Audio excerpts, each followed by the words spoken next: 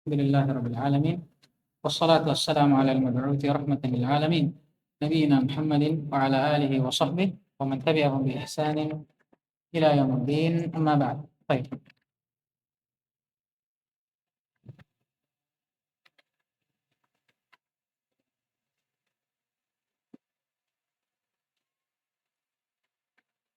Alhamdulillah kita masih melanjutkan pelajaran kita masih dalam baca kitab Umdatul Ahkam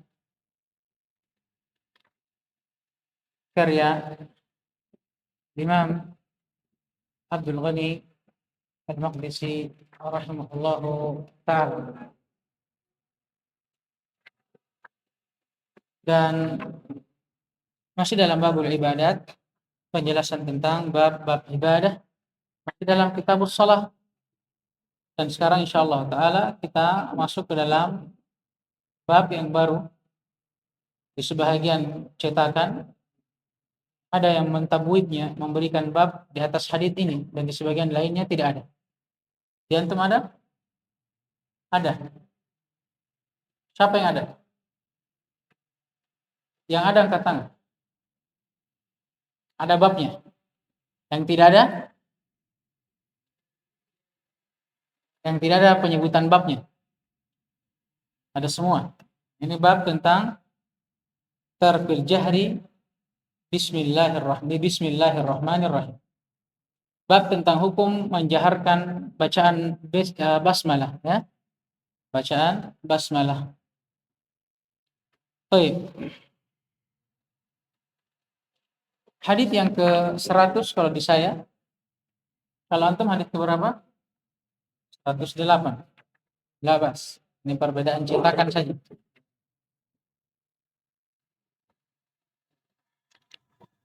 An Anas bin Malik radhiyallahu taala anhu anna an-nabiy sallallahu alaihi wasallam wa Abu Bakr wa Umar radhiyallahu taala anhuma kanu yaftatihuna as-salata bilhamdillahi rabbil alamin. Dari Anas bin Malik radhiyallahu taala anhu, beliau pernah berkata bahwasanya Nabi alaihi salatu wassalam, begitu pula Abu Bakar dan Umar radhiyallahu taala anhuma, mereka dahulu selalu membuka salatnya dengan alhamdulillahi rabbil alamin. Yang maksudnya membuka salatnya dengan bacaan surah Al-Fatihah. Dan penamaan surah Al-Fatihah dengan alhamdulillahi rabbil alamin ini sudah berlalu dan selalu kita sebutkan. Ini tasmiyatul kul bil ba'd. Penamaan sesuatu secara keseluruhan dengan menyebutkan sebahagiannya. Baik, wa fi riwayah, dan dalam riwayat yang lainnya, shallaitu ma'a Abi Bakrin. Masih dari Anas, beliau pernah berkata, aku pernah salat bersama dengan Abu Bakar, wa Umar, wa Uthman, juga bersama dengan Umar dan Uthman, maksudnya menjadi makmum mereka. Falam asma' ahadan minhum yaqra' bismillahirrahmanirrahim. Dan saya tidak pernah mendengar salah seorang pun di antara mereka yang membaca bismillahirrahmanirrahim. Wali Muslimin, dan dalam riwayat Muslim, shallaitu khalfan Nabi sallallahu alaihi wasallam wa Abi Bakr wa Umar wa Uthman radhiyallahu ta'ala anhum, fakanu yastaftihuna as-salata bilhamdulillahi rabbil alamin, la yadhkuruna bismillahirrahmanirrahim fi awwal qira'atin wala fi akhiriha. Dalam riwayat Muslim, beliau juga berkata, aku pernah salat di belakang Nabi alaihi salatu wassalam, menjadi makmumnya. Begitu pula aku pernah sholat di belakang Abu Bakar, Umar, Uthman radhiyallahu ta'ala anhum, dan mereka semuanya membuka sholatnya dengan alhamdulillahi rabbil alamin, dan sama sekali mereka tidak pernah menyebutkan bismillahirrahmanirrahim dalam awal atau pada awal bacaannya, dan tidak pula pada akhirnya. Hadits dengan 3 riwayatnya ini akan membahas 2 permasalahan atau 1 permasalahan yang bercabang dari masalah yang lain. Inti dari permasalahan ini adalah hukum menjaharkan bacaan basmalah di dalam salat, khususnya dalam surah Al-Fatihah. Apa hukum menjaharkannya? Dan masalah ini dibangun di atas masalah apa hukum membaca basmalah dulu, sebelum hukum menjaharkannya. Karena yang mau dibahas ini menjaharkannya. Masalah ini bercabang dari hukum basmalah itu sendiri. Apakah dia ayat dari setiap surah dalam Al-Quran ataukah tidak? Nah kalau tidak, terus apa fungsinya dia diturunkan oleh Allah Subhanahu wa ta'ala? Nah ini asal dan akar permasalahannya. Baik.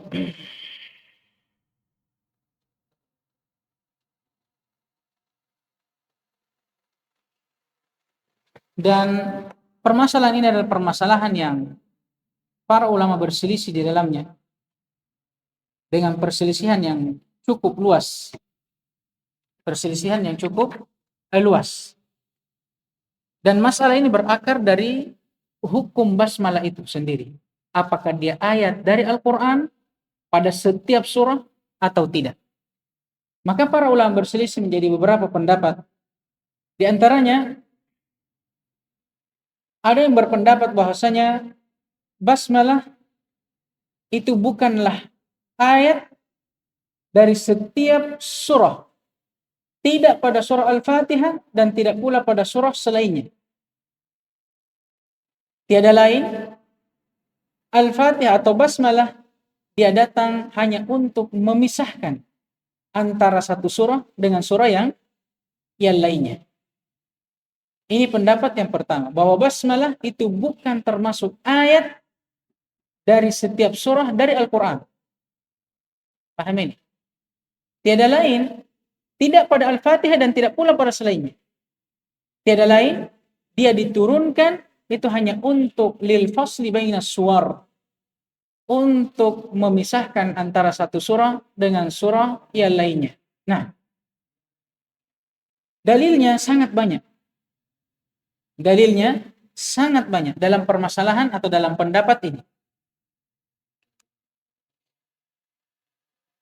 Di antaranya haditsul bab. Hadits bab dengan 3 periwayatannya. Apa kata Anas? Dia pernah sholat di belakang Nabi SAW, belakang Abu Bakar, Umar, Utsman, Khulafa ar-Rasyidin. Yang kata Nabi SAW, alaikum bisunnati wa sunnatil khulafa ar-Rasyidin. Dan bersamaan dengan itu, mereka atau Anas bin Malik tidak pernah sekalipun mendengar di antara mereka ada yang membuka bacaan sholatnya dengan basmalah. Karena hadits ini diriwayatkan dalam sholat berjamaah dan sholat jahriyah. Dari mana kita tahu? Karena Anas mendengarnya. Yastaftihuna sholatahum bimada? Bismillahirrahmanirrahim. Bilhamdulillahi rabbil alamin. Berarti dia dengar. Berarti sholat di sini sholat jahriyah. Tapi haditsnya atau pendalilan dari hadits yang diambil oleh pendapat yang pertama, Nabi SAW tidak membaca basmalah, ya, melainkan langsung masuk ke dalam surah Al-Fatihah, menunjukkan bahwa basmalah bukan ayat dari surah Al-Fatihah. Paham tidak ini? Dan di antara ayat yang paling jelasnya atau hadits yang paling jelasnya hadits Abu Hurairah radhiyallahu taala, hadits kudusi yang masyhur, tatkala Allah Subhanahu wa taala berfirman, "Qasamtus salata baini wa baina abdi walil abdi mas'al." Aku telah membagi salat. Kata para ulama mensyarah hadits ini, salat yang diinginkan apa? Suratul Fatihah dalam salat seorang hamba. Dalam salat seorang musalli, Al-Fatihahnya kata Allah saya bagi menjadi 2. Fa idza qala al-abdu alhamdulillahi rabbil alamin. Lihat, ini inti dari hadits. Maka apabila seorang hamba mulai membaca apa? Alhamdulillahi rabbil alamin. Allah buka dengan apa? Basmalah atau langsung hamdalah? Hamdalah. Menunjukkan bahwa basmalah apakah masuk dalam surah Al-Fatihah? La. Kalau dia masuk pasti ayat yang paling pertama yang Allah sebutkan apa? Bismillahirrahmanirrahim. Kata Allah apa? Fa idza qala al-abdu alhamdulillahi rabbil alamin, qala Allah taala hamidani abdi. Al-hadits. Paham ini? Nah, sekarang kita hitung dari alhamdulillah. Alhamdulillahi rabbil alamin. Ar-Rahmanir Rahim. Maliki yaumiddin. Iyyaka na'budu wa iyyaka nasta'in. Ihdinas siratal mustaqim. Siratal ladzina an'amta 'alaihim. Nah, di sini para ulama membaginya menjadi 2 ayat. ghairil maghdubi alaihim waladdallin. Berapa semua?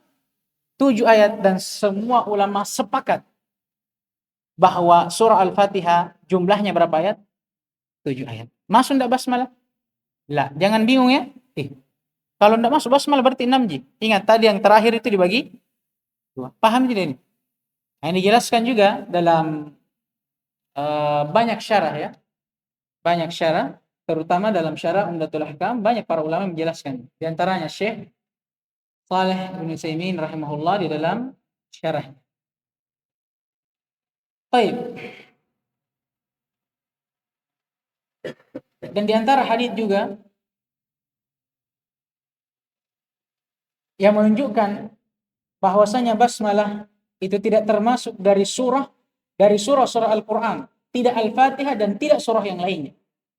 Juga hadis Abu Hurairah dari Nabi alaihi salatu wassalam, "Inna suratan minal Qur'an 30 ayatan syafa'at li rajulin hatta ghufira lah." Sesungguhnya dalam Al-Qur'an ada satu surah 30 ayatan yang berjumlah 30 ayat. Syafa'at li rajulin hatta ghufira lah, yang akan memberikan syafaat bagi seorang lelaki yang membacanya di hari kiamat sampai dia diampuni oleh Allah Subhanahu wa taala. Wahya, kemudian Nabi berkata, surah apa itu? Tabarakalladzi biyadihil mulk. Akhrajahu Ahmad wa Abu Dawud wa ghairuhum. Surah apa ini? Tabarak. Syahid yang pertama, Nabi mulai dengan apa? Tabarak. Nabi tidak sebutkan bismillahirrahmanirrahim. Yang kedua, hitung sendiri. Berapa ayat tabarak sampai akhir ayat? 30. Ini hadis jelas menunjukkan bahwa basmalah itu bukan ayat dari Al-Qur'an, bukan ayat dari setiap surah, bukan ayat dari setiap surah dari Al-Qur'an, melainkan dia ayat yang tersendiri. Allah turunkan untuk apa? Hanya untuk menjadi pembeda dan pemisah antara surah satu dengan yang lain. Hanya saja untuk 2 surah, khusus surah apa? At-Taubah dan sebelumnya Al-Anfal. At-Taubah ya. Untuk surah At-Taubah maka persepakat para ulama tidak ada basmalah. Pahami? Disebutkan illah, berbagai macam illah, karena ada yang mengatakan juga dia masih bersambung dengan pembahasan surah sebelumnya, maka tidak dijadikan basmalah di antaranya. Paham ini? Dan juga para ulama sepakat bahwa basmalah termasuk dari ayat surah apa lagi itu? Firman Allah Subhanahu wa taala, An-Naml ya. Innahu min Sulaiman wa innahu bismillahirrahmanirrahim. Dan di antara pendapat yang lainnya, ada yang mengatakan bahwa basmalah surah dari Al-Qur'an, dari setiap ayat atau setiap surah dari Al-Qur'an. Ada juga yang mengatakan tidak secara mutlak. Yang benarnya Allah Ta'ala apa yang kita sebutkan tadi. Adapun fungsinya Allah turunkan menjadi pemisah antara setiap surah, apa yang datang dari hadits yang lainnya.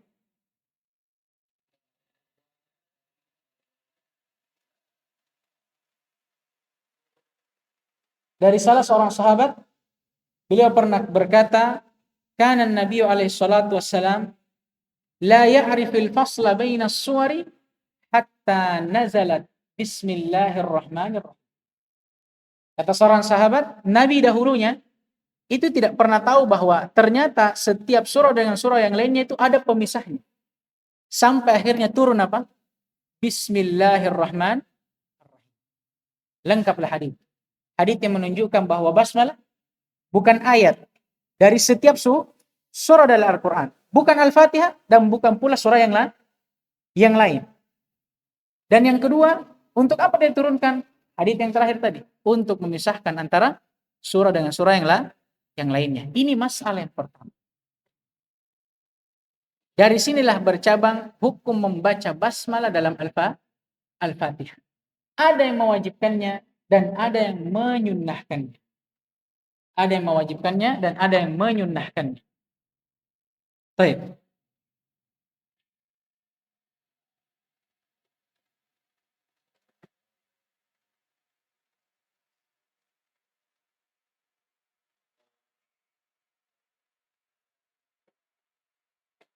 Kemudian masalah yang kedua, masalah hukum menjaharkannya.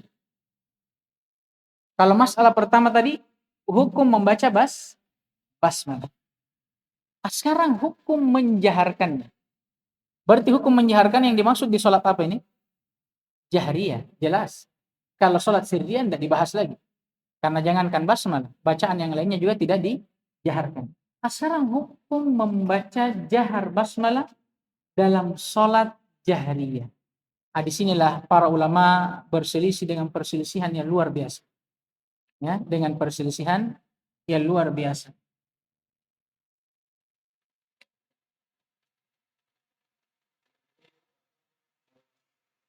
Pendapat yang pertama,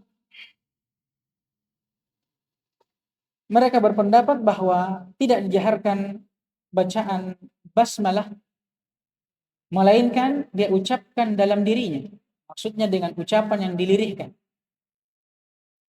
Dan inilah pendapat kebanyakan dari ahlul ilm, dari kalangan para sahabat dan tabi'in, dan siapa yang datang setelah mereka. Ini yang pertama, tidak dijaharkan. Pendapat yang kedua yang berpendapat akan sunnahnya. Sunnahnya dijaharkan. Pada bacaan surah Al-Fatihah, dan ingat, pada surah-surah yang lainnya. Bukan hanya pada Al-Fatihah, pada surah-surah yang lainnya. Dan pendapat yang ketiga, ada yang mengatakan sama sekali tidak dibaca. Nah, ini tadi bercabang dari apa? Bercabang dari pendapat bahwa basmalah bukan ayat dari ayat-ayat Al-Quran. Tapi yang rajih Allah Ta'ala adalah pendapat yang pertama. Adalah pendapat yang pertama. Yang mengatakan, walaupun dia bukan ayat dari Al-Quran, atau dari ayat dari setiap surah dari Al-Quran, tapi tetap Allah turunkan menjadi ayat apa? Yang memisah antara surah dengan surah yang lain. Keluar daripada itu, ini penjelasan tentang basmalahnya. Tapi untuk kaifiat membacanya, dalam sholat ada hadits tersendiri yang turun. Hadits apa? Hadits al-bab. Paham tidak ini? Untuk membacanya, kalau hukumnya basmalah ayat atau tidak dari surah sudah lewat. Paham tidak? Tapi hukum menjaharkannya ada hadis tersendiri. Hadis bab ini. Hadis Anas bin Malik radhiyallahu taala. Baik, ini permasalahan dari hadis ini wallahu taala. Dan perselisihan para ulama sangat ketat dalam permasalahan ini. Ini kan perselisihan para ulama sangat ketat dalam permasalahan ini. Inti dari hadis yang pertama, disyariatkannya membaca basmalah di dalam membaca surah Al-Fatihah dan surah-surah yang lainnya. Karena basmalah termasuk ayat dari Al-Quran, walaupun bukan termasuk ayat dari setiap surah. Bedakan ya. Basmalah ayat tidak dari ayat-ayat Al-Quran? Ayat. Ayat apa? Apakah dia ayat bagi setiap surah? Masuk dalam setiap kandungan surah? La. Tapi dia ayat tersendiri yang Allah turunkan untuk membedakan antara surah dengan surah yang lain. Itu. Makanya disyariatkan untuk membacanya. Paham tidak ini? Nah, itu masalah yang pertama. Yang kedua, masalah tentang membacanya. Apakah disirkan atau dijaharkan? Kalau sholat sir, jelas. Disirkan. Yang masalah kalau sholat jahar. Yang rajih tadi apa? Disirkan. Tidak dijaharkan. Karena hadits datang hadits khusus tentang kaifiat membacanya dalam sholat al-jahriyah. Baik, sekarang masuk ke dalam bab yang baru. Bab tentang sujud as-sahwi. Bab tentang sujud as-sahwi. Disebutkan oleh para ulama tentang as-sahwi atau sujud as-sahwi. Asy-Syaikh Ibnu Utsaimin rahimahullah dalam syarahnya, beliau memberikan faedah bahwa sujud as-sahwi ini bangunan mudhafun ilaih. Mana mudhafnya? Sujud. As-sahwi mudhafun ilaih. Dan ini bab idhafat asy-syai' ila sababihi. Bab penyandaran sesuatu kepada sebabnya. Sujud disandarkan kepada sebabnya, itu sahwi. Sahwi itu sendiri apa? Kata para ulama, huwan nisyan. lupa. Wa huwa tarku min ghairi ilmin, dan meninggalkannya seseorang sesuatu atau seseorang meninggalkan sesuatu tanpa ilmu. Maksudnya apa? Dia lupa, ghaflah, dia lalai. Sebagaimana dalam surah Al-Maun, tatkala Allah berbicara tentang orang-orang yang terlaknat dengan salatnya apa? Alladzina hum fi salatihim sahun. Orang-orang yang lalai dalam salatnya. Nah, ini secara bahasa. Ya, bukan berarti orang yang sujud sahwu, orang lalai dalam salat, kemudian diadab dengan salatnya. La. Ini secara bahasa. Jadi sujud sahwu, dia sujud yang disyariatkan di dalam salat tatkala seorang itu lupa di dalam salatnya. Baik. Kemudian sebelum kita masuk, ada beberapa pembahasan yang perlu kita bahas sebelum kita masuk, beberapa faedah tentang sebab-sebab yang mewajibkan seorang sujud sahwi. Disebutkan oleh para ulama, di antaranya Syekh Ibnu Utsaimin rahimahullah dalam syarahnya dan para syurah yang lainnya, ada 3 sebab yang menyebabkan seseorang itu wajib untuk sujud sahwi. Yang pertama, tambahan di dalam sholat. Yang pertama, tambahan di dalam sholat. Yang kedua, pengurangan, lawannya. Boleh jadi ditambah, boleh jadi dikurang. Au syakkun, atau keraguan. Ini 3. Berdasarkan hadis Ibnu Mas'ud radhiyallahu taala anhu dalam Sahih Al-Bukhari dan Muslim, dan di dalam hadis Nabi alaihi salatu wasallam bersabda, "Innama ana basyarum mithlukum." Ketahuilah wahai para sahabatku, sesungguhnya aku ini manusia seperti kalian. Ansa kama tansaun. Saya juga lupa sebagaimana kalian lupa. Fa idza nasitu fadzakkiruni. Maka kalau aku lupa, maka ingatkan aku. Paham ini? Lupa di sini mencakup 2. Bisa jadi dia tambah, bisa jadi dia kurangi. Wa idza syakka ahadukum fi sholati. Dan apabila salah seorang dari kalian ragu di dalam salatnya, falyataharras shawaba, maka dia ambil yang paling meyakinkan bagi dirinya. Contoh, salat duhur. Dia sudah rakaat yang keempat, tapi dia ragu, ini 3 atau 4. Ragu. Yang mana diambil? Yang meyakinkan. 3 lebih yakin. Ini kan? Daripada dia sangka 4, ternyata masih di rakaat ketiga. Berarti 3 lebih yakin. Falyutimmu alaihi. Kemudian baru dia sempurnakan. Tsumma liyusallim, tsumma yasjud sajdatain. Kemudian dia salam, kemudian dia sujud 2 kali sujud. Ini sebab, dan di antara sebab yang mewajibkan seseorang sujud sahwi. Baik. Dan para ulama berselisih tentang hukum sujud sahwi. Yang pertama, ada yang mengatakan hukumnya wajib. Dan yang kedua, mereka mengatakan itu sunnah. Adapun yang mengatakan wajib, maka telah lewat haditsnya yang kita baca tadi. Dan yang rajih wallahu ta'ala alam adalah pendapat yang mengatakan ini wajib. Dan ini yang dipilih oleh Ibnu Qudamah dan Ibnu Taimiyah rahimahullah. Dan ulama yang lainnya. Kita baca haditsnya. An Muhammad bin Sirin an Abi Hurairah radhiyallahu ta'ala anhu qala shalla bina Rasulullah sallallahu alaihi wasallam ihda salatayil ashi.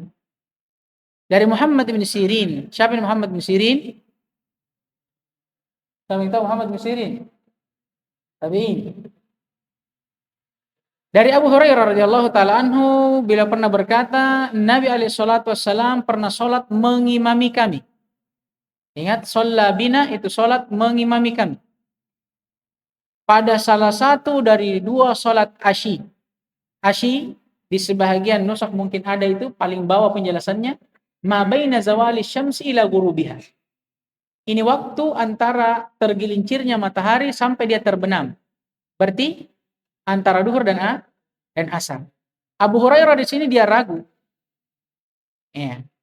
Antara apakah sholat duhur atau asar pada waktu itu. Intinya sholat 4 rakaat.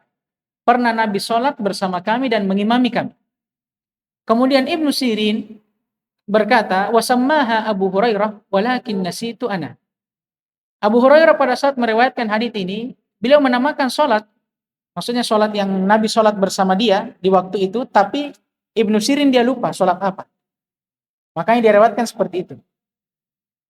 Walakin qala fa shalla bina raka'atain. Kemudian Ibnu Sirin berkata, Abu Hurairah pada waktu itu bercerita, Nabi pun sholat di salah satu sholat kalau bukan duhur asar cuma 2 rakaat pada waktu itu. Harusnya 4. Tsumma sallam. Kemudian setelah itu Nabi langsung salam. Faqama ila khashabatin ma'rudatin fil masjid. Fattaki 'alaiha ka'annahu ghadban. Kemudian Nabi berdiri ke khashabah, kayu yang ma'rudah. Apa kalau ma'rudah ini? Yang terbentang begitu. Fil masjid, di masjid, fattaki 'alaiha.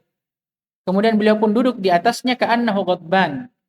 Seperti beliau sedang marah. Wa wada'a yadahu al-yumna 'ala al-yusra. Dia meletakkan tangan kanannya ke atas tangan kirinya. Heran. Wa syakka baina asabihi wa kharajatis sur'an. Kemudian Nabi syabbaka. Syabbaka ini mentasbih antara kedua tangannya seperti ini.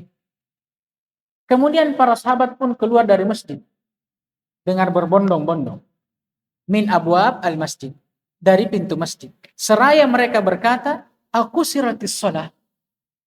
Apakah salat telah diringkas? Karena para sahabat heran.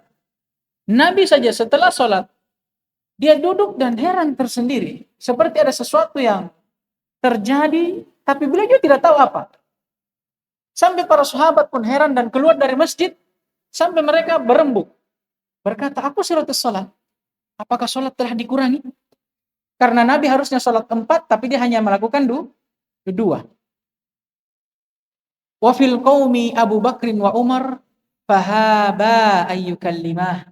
Bersamaan dengan itu di antara sahabat yang sudah keluar dari masjid itu tadi, yang berembuk tadi, itu ada Abu Bakar dan Umar. Tapi bersamaan dengan itu mereka juga merasa segan untuk berkata kepada Nabi. Wa fil qaumi rajulun fi yadayhi tulun yuqalu lahu dzul yadain. Dan di antara mereka juga ada seorang lelaki yang bernama Dzul Yadain. Dialah yang lantas bertanya kepada Rasulullah sallallahu alaihi wasallam. Ya Rasulullah, wahai Rasulullah, anasita am pusiratis shalah? Ya Rasulullah, apakah engkau lupa salatmu? Ataukah memang salat sudah diringkas dari 4 menjadi 2? Faqala, Nabi pun berkata, lam ansa wa lam tuqsar. Saya sama sekali tidak lupa. Dan setahu saya salat juga tidak pernah diringkas. Tidak ada pernah perintah untuk meringkasnya. Dalam sebahagian riwayat, ya kan? Qala Dzul Yadain bal nasid. Di sebagian riwayat ada ucapan di Dzul Yadain, dia katakan bal nasid. Tidak ya Rasulullah. Berarti kau lupa. Kalau memang salat tidak diringkas dengan keyakinan Dzul Yadain di sebagian riwayat, berarti kalau begitu antum yang lupa, wahai Nabi. Makanya Nabi pun berkata, akama yaqulu Dzul Yadain, kepada para sahabat yang lainnya. Apakah betul apa yang dikatakan oleh Dzul Yadain? Bahwa saya lupa? Qalu na'am. Para sahabat yang lain berkata, iya. Fataqaddama fa shalla. Kemudian Nabi pun maju dan kembali salat. Mataraka, apa yang telah beliau tinggalkan ya pada 2 rakaat sebelumnya. Tsumma sallam. Kemudian beliau salam. Tsumma kabbara wa sajada mithla sujudihi aw atwal. Kemudian setelah beliau salam, beliau takbir. Kemudian sujud seperti sujud pertamanya atau lebih panjang dari sujud pertamanya. Tsumma rafa'a ra'sahu fakabbar. Kemudian beliau mengangkat lagi kepalanya seraya bertakbir. Maksudnya duduk di antara 2 sujud. Tsumma kabbara wa sajada mithla sujudihi aw atwal tsumma rafa'a ra'sahu wa kabbar. Kemudian beliau mengulangnya dua kali. Jadi setelah beliau salam langsung sujud, takbir dan sujud. Kemudian berdiri lagi, takbir, sujud lagi, takbir, kemudian berdiri lagi. Farubbama sa'alu, maka di antara mereka ada yang bertanya, tsumma sallam, apakah Nabi salam pada waktu itu? Qala, dikatakan bahwa fanubbitu anna Imran ibn Husain qala tsumma sallam. Ya, kata Muhammad bin Sirin, aku pernah disampaikan bahwa Imran ibn Husain pernah berkata, maksudnya dalam riwayat yang lainnya menjelaskan tentang ini, tsumma sallam. Kemudian baru setelah itu Nabi salam. Hadits yang panjang ini cuma menceritakan tentang sujud sahwi. Ya, masyru'iyyat sujud as-sahwi. Disyariatkannya sujud as-sahwi. Dan sebabnya telah berlalu. Ya, kalau bukan karena tambahan, dia tambah dalam sholatnya, atau karena pengurangan, dia kurang dalam sholatnya, ataupun karena keraguan. Dan hukumnya tadi telah berlalu. Apa yang wajib? Wajib. Dan tersisa satu masalah tentang di mana tempat sujudnya. Apakah sebelum salam ataukah setelah salam? Asalnya permasalahan sujud sahwi ini terletak setelah salam. Hanya saja datang riwayat yang lainnya yang menyebutkan kadang Nabi SAW itu sujud sebelum salam. Dan disimpulkan oleh para ulama untuk menjamak setiap adillah yang datang, mereka berkata apabila kelupaan dalam sholat itu berupa kekurangan, kita kurangi, pahamin, maka kita sujud sebelum salam. Tapi kalau dia tambahan, kita tambahin, pahamin, maka dia sujud setelah salam. Paham tidak? Ini jam'un bainal adillah, dan kaidahnya disebutkan oleh para ulama, apalagi kemarin al-jam'u bainal adillah aula min i'mal bainal adillah aula min ihmal ahadihim. Baik. Kemudian hadits yang berikutnya, an Abdullah ibn Buhainah wa kana min ashabin Nabi alaihi salatu wassalam anna Nabi sallallahu alaihi wasallam shalla bihim adh-dhuhra faqama fi ar-rak'atayn al-awwalayn aw awlayayn wa lam yajlis faqama an-nasu ma'ahu hatta idza qada as-salata wa intadhara an-nasa taslimahu kabbara wa huwa jalis fasajada sajdataini qabla an yusallima thumma sallam. Dari Abdullah bin Buhainah, dan dia juga termasuk dari ashabun Nabi alaihi salatu wassalam.